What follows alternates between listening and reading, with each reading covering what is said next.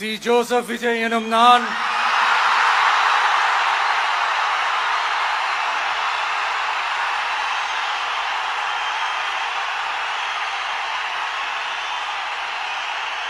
சட்டப்படி அமைக்கப்பெற்ற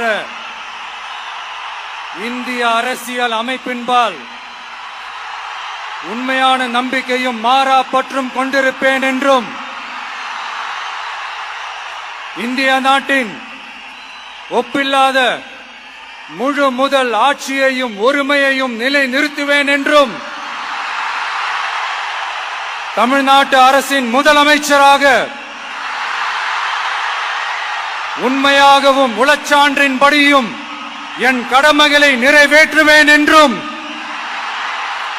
அரசியல் அமைப்பிற்கும் சட்டத்திற்கும் இணங்க அச்சமும் ஒருதலை சார்பும் இன்றி விருப்பு வெறுப்பை விலக்கி பலதரப்பட்ட மக்கள் அனைவருக்கும் நேர்மையானதை செய்வேன் என்றும் ஆண்டவன் மீது ஆணையிட்டு உறுதிமொழிகிறேன்.